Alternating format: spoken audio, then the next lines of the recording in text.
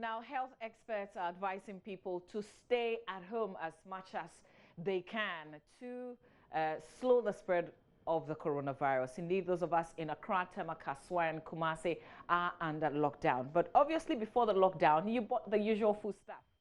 You grabbed some yam, rice, plantain, cassava, beans, you name it. Question is, are you preparing it the same way that you have always done? What if we could explore what recipes you can prepare from the raw foods you bought for the lockdown? And whilst at it, we'll also show you a few packaging ideas too, so your foodstuffs don't go bad. My guest is a nurse. She's a public health practitioner and a family and consumer scientist. Bernice Ofosu is my guest. She's joining us via Skype. Good morning to you. Thank you for making it. Thank you. Okay, great. So shall we start with the preservation? Yeah, sure.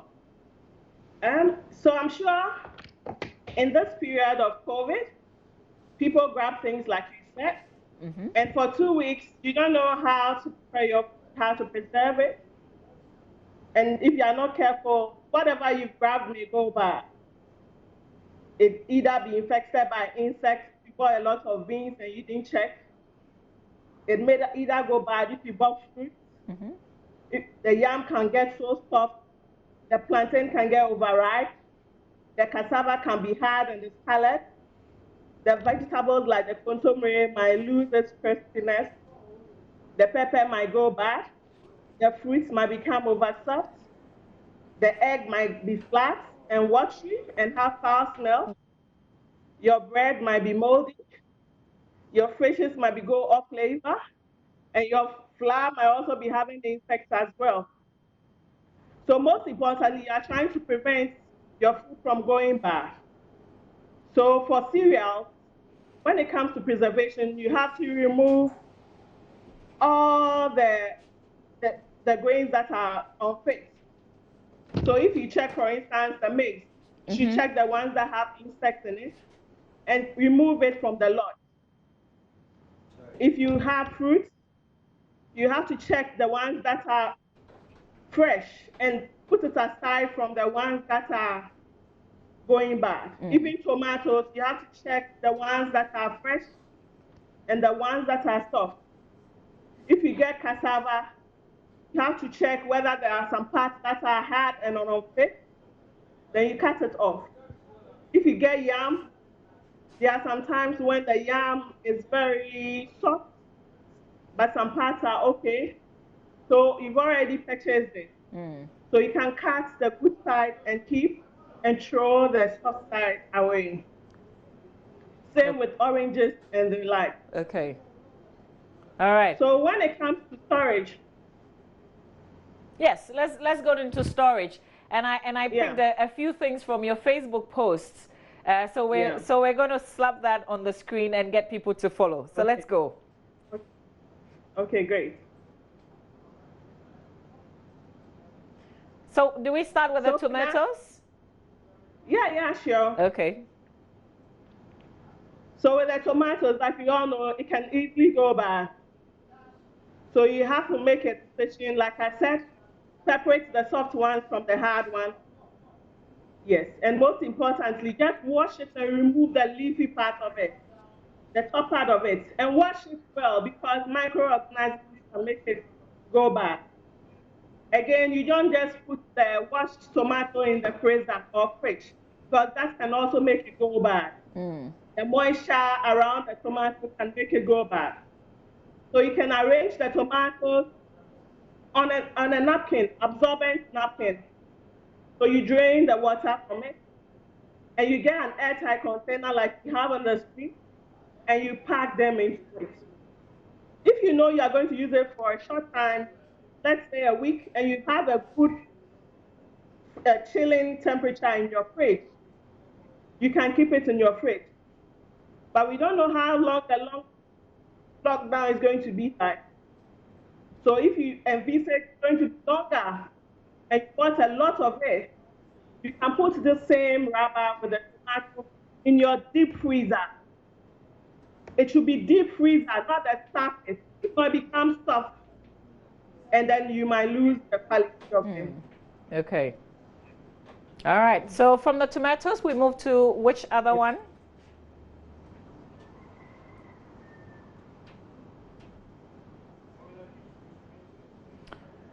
Hello, Benis. So from tomatoes.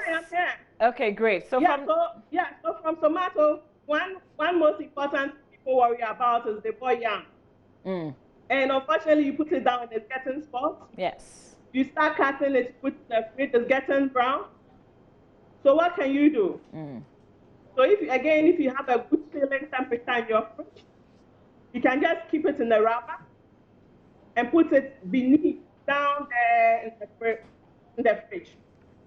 But if you think you don't have a good chilling capacity, just cut the yam. But before you cut it, make sure you have water available because the yam will be browning very quickly. So peel it as fast as you can, cut them into your desired pieces, put the yam quickly in the water, make sure that the water is covering the yam, and wash it as much as you can so that the chemical substance that make it brown can go down. And then you finally wash it with water. So what you can see on the screen is something like this. I kept it in the fridge for 2 weeks. I was coming to cook it. So this is frozen yam.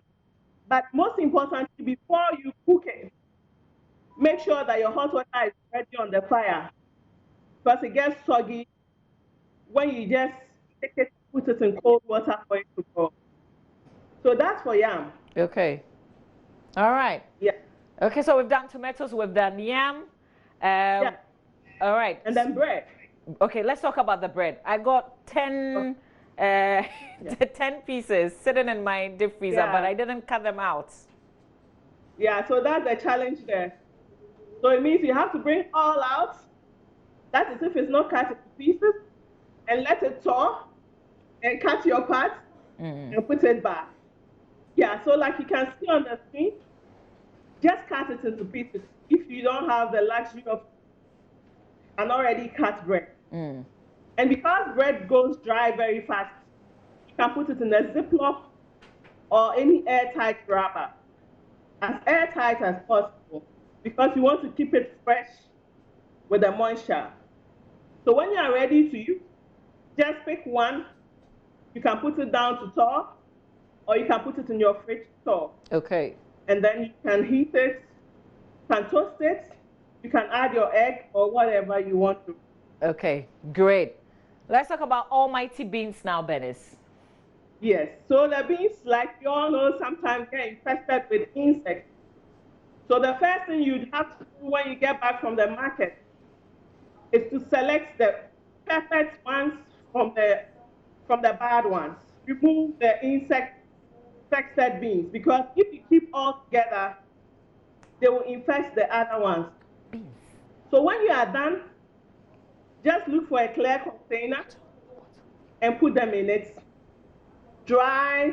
The bottle, the one in clean. the bottle. Yes, the bottle. It should be, the container should be dry. It should be clean. Because as much as possible, you are trying to reduce moisture from destroying it. And you are trying to reduce the insects from infecting it. So that is it for the beans. I think we're late in doing that. We're going to show our viewers how it looks like in terms of what you've just described. The beans in the bottle, so you can store it properly after separating the bad ones. All right. Unfortunately, we don't have a picture of that. We don't have a picture of that. Okay, so we can talk about the granules. Yeah. So granules, like we see it, can be flat and will not be crispy. So again, you are interested in removing the insects from it. So for lockdown, you can decide to put it in salt water, and then you can roast it. Again, you can have peanut butter. That's the second option. And then you can roast, and then you can mill it. And again, keep it in clean, dry container. As much as possible, temperature and moisture destroying food. So keep it in clean, dry containers. Okay. Yeah. So like you can see there, you have your milled granite and you have your roasted, which you can use for a variety of food. Great. So how long do you keep the pastes for? So for the paste, if you did it well, you should have a shelf life about a month. Good quality, because as it says, the shelf life reduces. So if you kept it in a good container, you are likely to have it stay longer. Okay. If you kept it in a container with water, then you should be expecting your granite to be going rancid or having starch over time. All right. Okay, so now this is a part that I guess a lot of people are waiting to hear. What else do you do with the regular foodstuffs that we all grabbed before the lockdown? What else can you do with your rice, with the yam, with the plantain? Yeah. So like I was saying earlier, people get bored easily. Even staying at home, you get bored. Can you imagine eating the same food over and over again? So you have to be creative, you have to be innovative. Identify the various foods you have at hand. Decide on the stew you want to prepare. So if you even have tomato, look at the accompaniment you have. Do you have fish? Do you have chicken? Do you have pork? Do you have herrings? Do you have just granite? Okay, so from the stew, if you have fish, you can fry it, you can smoke it, you can grill, you can bake, you can do a straight stew with fish like fancy.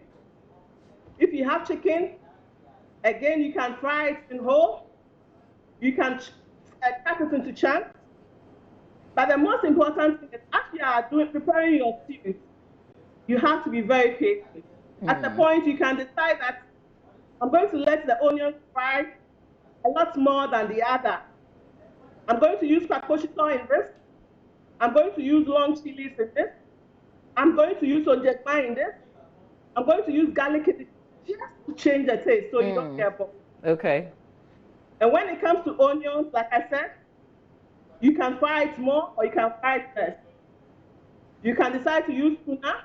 You can decide to use salmon. You can decide to use meat. You can decide to use goat, pork. You can do bean stew. And that's for the stew. Okay. So when it comes to the soup, you can do live soup. You can do meat. You can do goat. You can do fresh fish. If you have smoked fish, you use it. And even the smoked fish, you can have sea smoke. You can have river smoke. You can have fried fish soup. You can have okra soup. With the okra, you can even have dried okra soup, or you can have fresh okra soup. You can do dried fish, just dried fish soup. You can decide to do rare. Those small, tiny things you've already procured at this point. Okay. You can decide to use meals. You can use dried fish again. You can do your granules. With the granule soup, you can create it. Okay. At a point, you use salmon. At a point, you use tuna. At a point, you use tofu.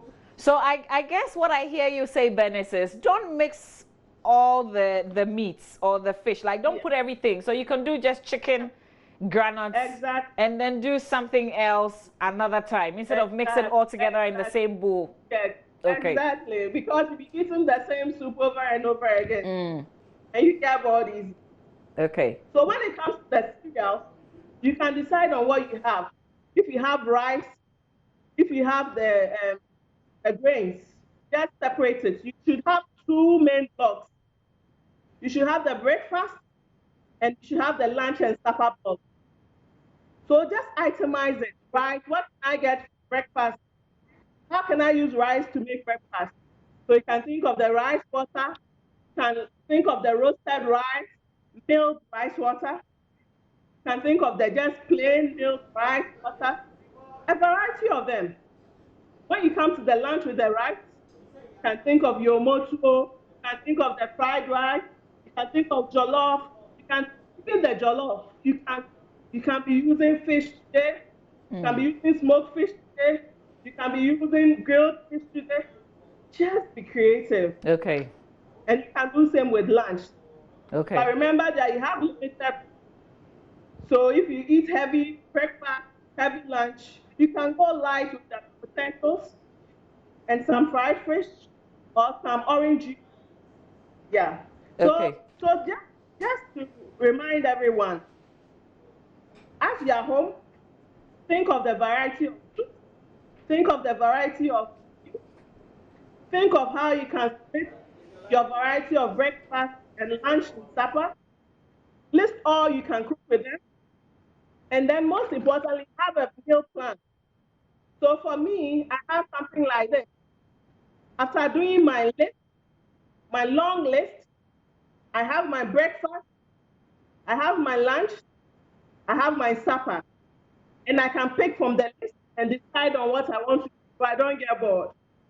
So And then most importantly, don't forget your fruit. The fruit is very important. Okay. And So then, yeah, so I was just saying, so at this time, have a timetable. yeah, Definitely have a menu. Which is Okay. All right, great. Yeah. Okay. Yeah. And then it's one thing I want to chip in. So in all this, you're trying to preserve your food. But if your refrigerator is very dirty, you are likely to infest your food and it will go bad. So try as much as possible, at least once in a week, clean your refrigerator. Once in a week, decongest your deep freezer and make sure that you arrange the things properly. First in, first out. The ones you put it in should be the ones you eat first. Okay. And then you defrost your food in the refrigerator if you are not ready. For instance, you prepare breakfast and then you want to eat lunch. You can pick the lunch and put in your refrigerator so that it thaws naturally. And then you don't have to spoil. So that is what I have to say for now.